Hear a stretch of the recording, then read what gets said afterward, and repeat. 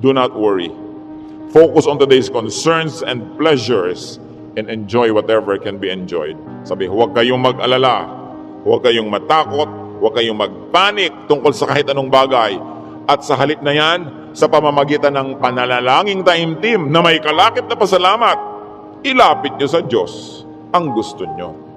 Sabi niya, at makikita nyo yung kapayapaan ng Diyos na mahirap unawain, imposibleng makamit, mararamdaman ninyo and you will feel secure. So pagka nagkikita yung anxious mga kapatid, nag-aalala anong dapat gawin? Pray. Don't be anxious about anything.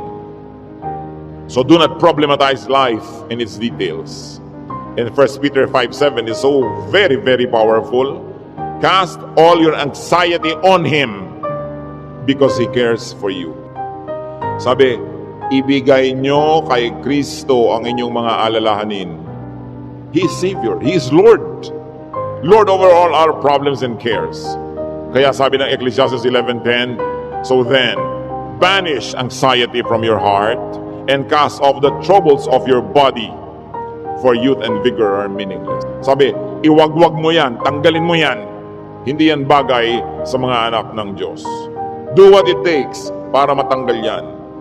Kaya mga sinabi natin, maghanap ka ng ligaya, manalangin ka, get busy, alisin mo ang dapat mong alisin, palitan mo ang iyong mga pag-alala ng panalangin, ng kapayapaan, ng pananalig.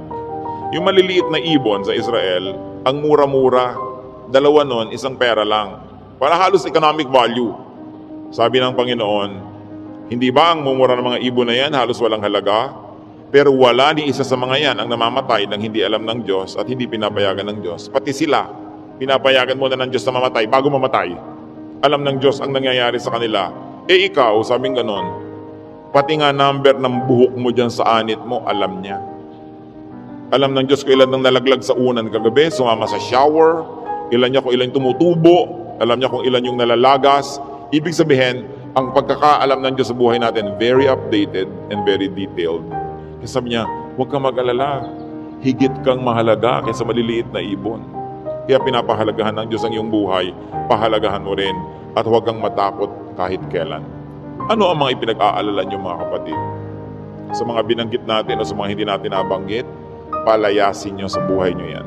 Dahil ang problema, may solusyon. So ang sana pala, pag may problema ka, may kakambal yun na solusyon. Hindi pala yung problema. At lalo namang hindi problema pag walang solusyon. Wala pala solusyon, huwag mo solvein. Tanggapin mo. Dahil yun ang realidad. Hindi siya problem, reality siya. So huwag mong ibahin. Dahil yun pala yun walang solusyon. So may solusyon o wala, makabubuti sa iyong unawain yun. Huwag nating problemahin ang buhay. Life is not a problem to be solved. It is a gift of God to be enjoyed.